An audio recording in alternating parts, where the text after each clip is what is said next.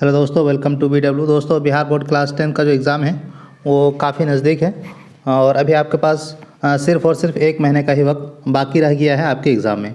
तो अभी आपको क्या करना चाहिए? तो अभी आपको ज़्यादा कुछ पढ़ने की ज़रूरत नहीं है। अभी जितना भी चीज़ आपने पढ़ा है सिर्फ़ और सिर्फ उसको रिवीजन करना है, क्योंकि जो खास करके ऑब्जेक्टिव क्वेश्चन है वो आप अगर बार बार रिवीजन नहीं करेंगे तो एग्ज़ाम हॉल में आप उसको सही नहीं कर पाएंगे।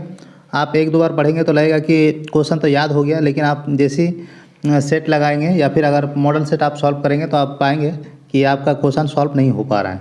तो इसीलिए आपको रिवीजन करना ज़रूरी है। रिवीजन करेंगे तभी आप अच्छे से क्वेश्चन को सॉल्व कर पाएंगे। यानी कि जो आपका ऑब्जेक्टिव 80 है, 80 में से जो आपको 50 करने हैं उसमें से आप 48 से 49 क्वेश्चन आप सही करके आ पाएंगे। तो उसके लिए आपको बेहद ज़रूरी है कि आपको बार बार रिवीजन करनी होगी। तो इसी को देखते हुए हम लोग Bihar board class 10 non Hindi का जो इंपॉर्टेंट ऑब्जेक्टिव क्वेश्चन है उसका एक रिवीजन सीरीज लेके आए हैं। आज के इस वीडियो में हम लोग 3 से 4 चैप्टर के जो इंपॉर्टेंट ऑब्जेक्टिव क्वेश्चन है उसको रिवीजन करेंगे और इसी तरह नॉन हिंदी का इंपॉर्टेंट ऑब्जेक्टिव क्वेश्चन है उसका रिवीजन कर लेंगे। तो चलिए हम लोग देखते हैं आज का पहला क्वेश्चन क्या है। आज का पहला क्वेश्चन आपके पहले चैप्टर से है, जो कि एक कविता है, तू जिंदा है। तो आपको ये भी पूछा जा सकता है कि तू जिंदा है तो वो क्या है, कविता है, रचना है, क्या है, या निबंध है। तो ये भी चीज़ आपको पूछा जा सकता है। तो तू जिंदा है तो ये क्या है, ये एक कविता है। तो पहला क्वेश्चन क्या पूछा गया है कि गिरेंगे जुल्म के महल। तो ये खाली जगह आपको भरना है। तो खाली जगह में क्या आएगा, एक दिन बनेंगे, इकबाल ये बनेंगे फिर से नवीन घर, या फिर आपका उतर ला ज़मीन पर, या फिर आपका बुरे हैं दिल के दाग ये। तो इसका सही जवाब हो जाएगा ऑप्शन नंबर बी, बनेंगे फिर नवीन घर। अगला सवाल है और सवाल नंबर 2 है, तू जिंदा है तो कविता किसकी रचना है? बिहारी, शंकर शैलेंद्र, मोहम्मद इकबाल, या फिर आपका कबीरदास। तो इसका सही जवाब हो जाएगा आपका शंकर शैलेंद्र। अगला सवाल है कि तू आ मेरा श्रृंगार कर, उसके बाद खाली जगह को फिल करना है। तो खाली जगह में क्या आएगा, तू आ मुझे हसीन कर। तो इसका पहले ही ऑप्शन इसका सही जवाब हो जाएगा। चूँकि हम लोग रिवीजन कर रहे हैं इसलिए थोड़ा सा फास्ट करेंगे। अगर आपको ज़्यादा फास्ट लगे तो आप वीडियो थोड़ा सा स्लो करके भी देखेंगे, और किसी को और फास्ट चाहिए तो आप वीडियो को फास्ट करके भी देख सकते हैं ताकि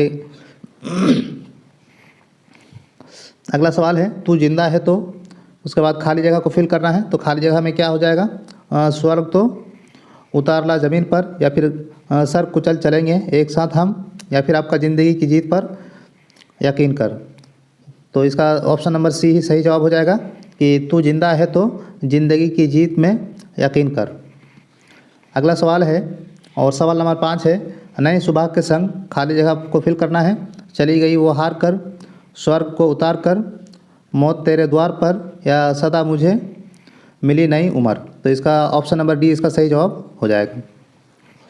अगला सवाल है कि तू आ कदम मिला के चल, उसके बाद खाली जगह को फिल करना है। तो खाली जगह में क्या आएगा, उतर कर ज़मीन पर, या फिर आप कर अगर कहीं है स्वर्ग तो चलेंगे एक साथ हम, या फिर आपका तू जिंदा है तो। इसका सही जवाब क्या हो जाएगा, तो इसका सही जवाब हो जाएगा आपका ऑप्शन नंबर सी, चलेंगे एक साथ हम।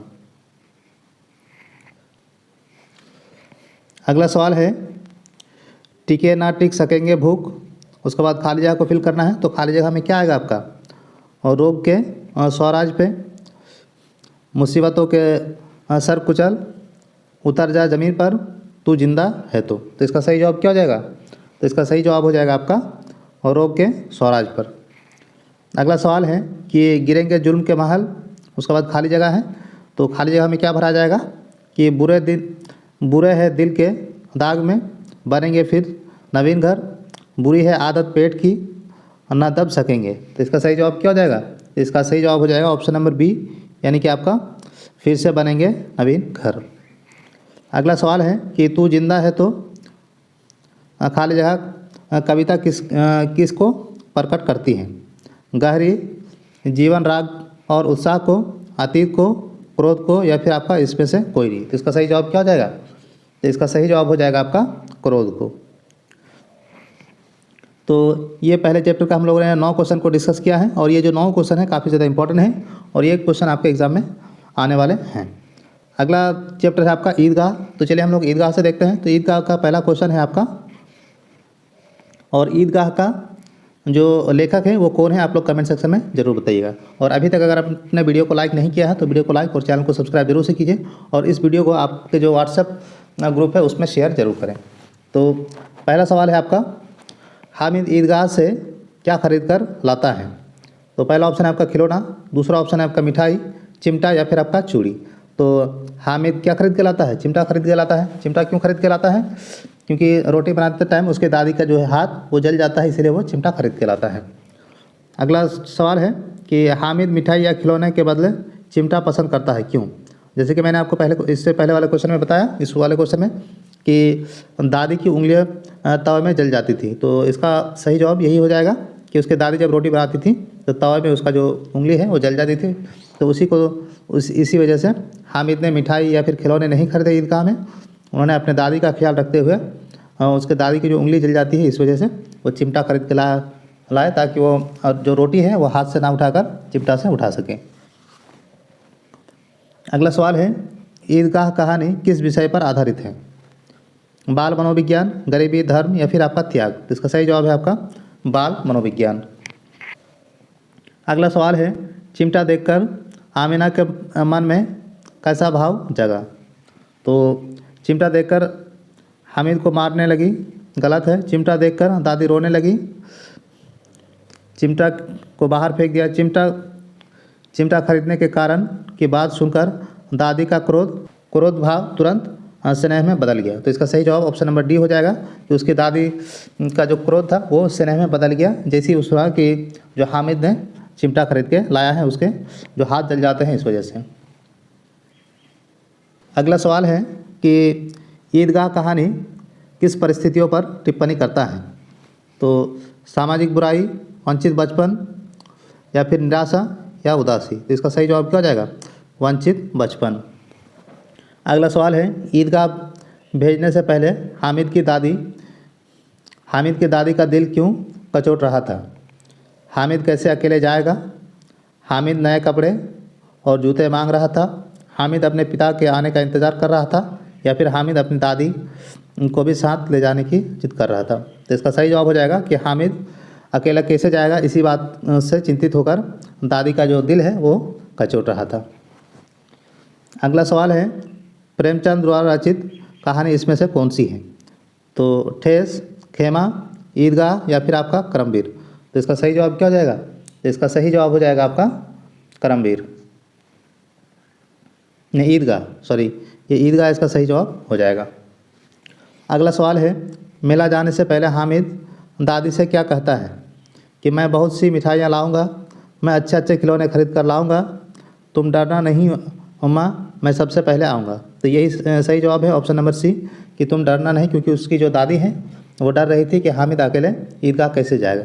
तो हामिद ने हिम्मत दिखाया और कहा कि तुम डरना नहीं अम्मा, मैं सबसे पहले ईदगाह से वापस लौट आऊँगा।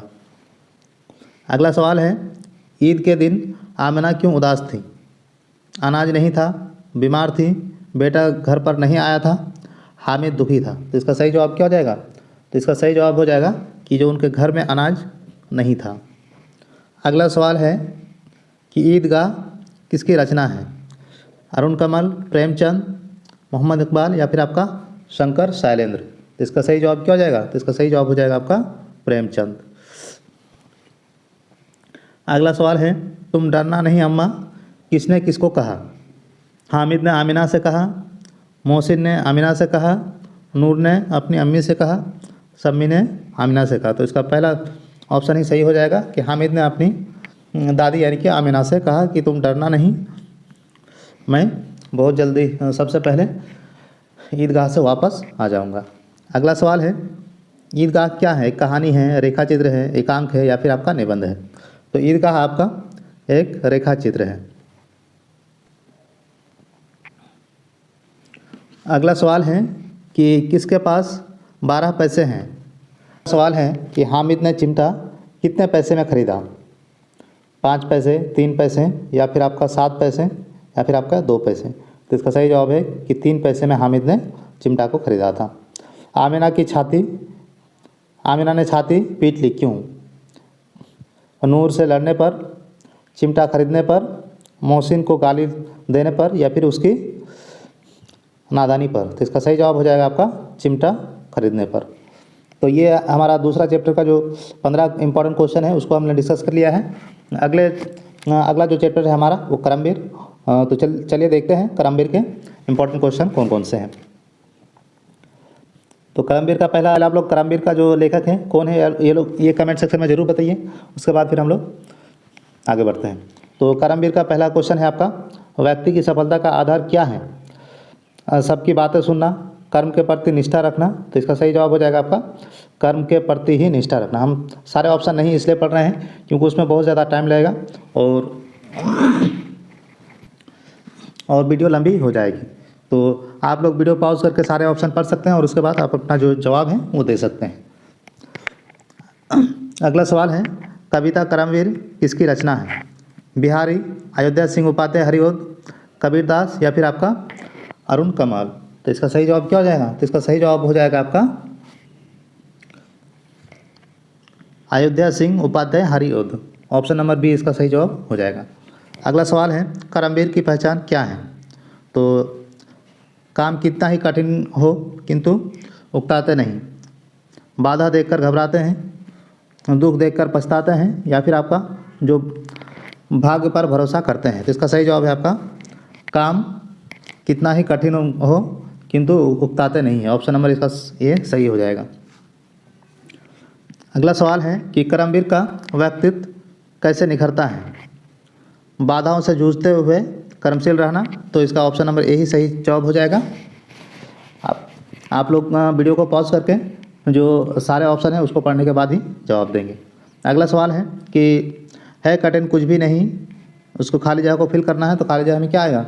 पर वे कभी थकते नहीं, जिनके हैं जी में यह ठाना। तो इसका सही जवाब हो जाएगा ऑप्शन नंबर बी, जिसने जो ठान लिया है उसके लिए कुछ भी कठिन नहीं है। अगर आपने ठान लिया है कि हमको बिहार बोर्ड क्लास 10 में 400 प्लस नंबर लाने हैं तो आप ज़रूर लेके आ पाएंगे।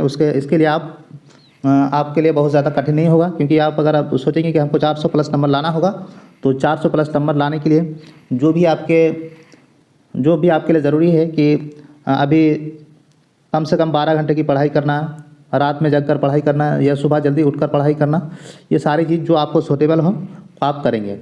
तब जाकर अगर आपने ठान लिया है तो आप 400 प्लस नंबर ज़रूर लेके आ सकते हैं। अगला सवाल है कि व्यक्ति की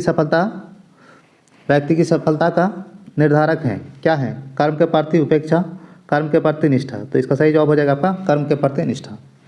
अगला सवाल है, वह जगह से काम अपना खाली जगह, वह जगह से काम अपना बन गए इतने भले, ठीक करके ही टले, सम्मा है वहाँ या सड़क बना देते हैं। तो इसका सही जवाब क्या हो जाएगा? तो इसका सही जवाब हो जाएगा आपका ऑप्शन नंबर बी, ठीक करके ही टले। अगला सवाल है कि करमवीर कविता में कवि किसकी बात करता है? कर्मशील लोगों की, कामचोर लोगों की, पाखंड की या फिर आपका चंचल की। तो इसका सही जवाब क्या हो जाएगा? तो इसका सही जवाब हो जाएगा आपका जो कर्मशील व्यक्ति हैं उन्हीं के ऊपर बात की गई है करमवीर कविता में। अगला सवाल है, करमवीर अपने समय का कैसे उपयोग करते हैं, सदुपयोग करते हैं? कर्म पथ पर आगे बढ़ते हुए, कर्म की जगह बात बनाने पर, दूसरे का अनुसरण करने में, काम की जगह सोने में। तो इसका सही जवाब हो जाएगा ऑप्शन नंबर ए। और ऑप्शन को आप सही से पढ़ेंगे तो जो जवाब है वो आपको अपने आप मिल जाएगा। तो आई होप कि आप तीन चैप्टर के इंपॉर्टेंट ऑब्जेक्टिव क्वेश्चन हम लोगों ने कर लिया है। आगे के जो 3 से 4 चैप्टर हैं उसके हम लोग इंपॉर्टेंट ऑब्जेक्टिव। तो वीडियो आप लोगों को कैसा लगा है? वीडियो को लाइक और चैनल को सब्सक्राइब जरूर से कीजिए और इस वीडियो को अपने दोस्तों तक शेयर जरूर करें। इसी तरह के इंपॉर्टेंट वीडियो के लिए आप हमारे व्हाट्सएप चैनल से भी जुड़ सकते हैं। वहाँ आपको इंपॉर्टेंट ऑब्जेक्टिव क्वेश्चन और जो भी हमारे चैनल पे इन्फॉर्मेशन है वो आपको वहाँ पे मिलती रहती है। Thank you so much for watching this video.